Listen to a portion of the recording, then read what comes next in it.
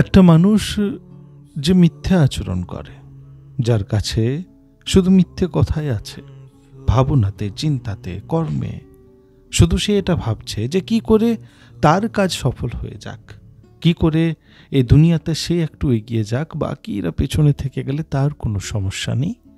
ওইসব মানুষরা কিন্তু আজকে এই কথাটি শোনার জন্য আসেনি।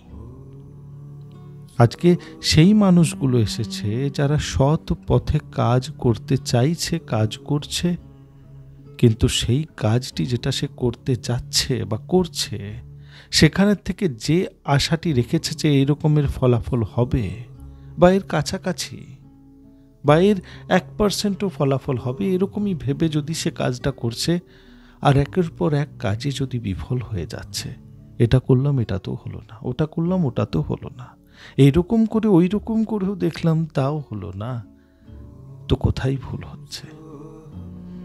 তাহলে কোনটা ঠিক কোনটা ভুল?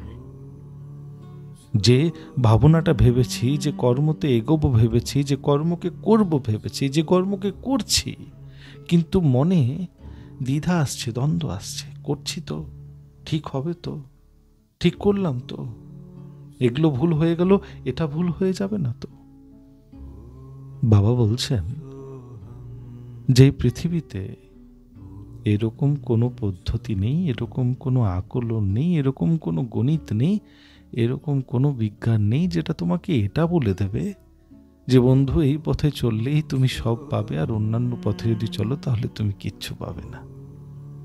বাবা বলছেন যে আমি সমস্ত জায়গা ঘুরে দেখে নিলাম, ব্রাহ্মণ পেলাম 3 জন, এবং আমি নিজে দেখতে পেলাম যে আমার ভেতরে সেই রয়েছে যাকে আমি সব জায়গায় সর্বত্র খুঁজলাম।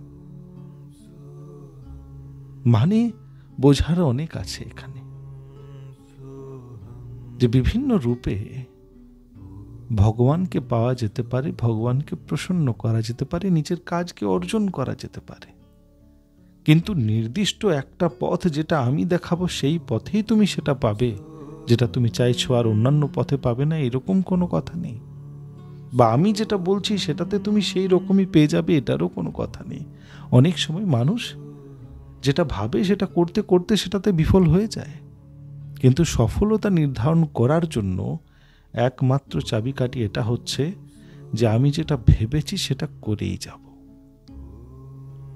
সেই কাজটা আমাকে যত কষ্ট দেবে আমি সহ্য করে যাব। যদি আমার মন সৎ রয়েছে তাহলে কর্ম সৎই থাকবে, আর মন আর কর্ম যদি সৎ থেকে গেল তাহলে ফলাফল কখনো অসৎ হবে না। এই ছোট জিনিসটাকে মনে রাখতে গেলে জীবনে কখনো কষ্ট আসে না।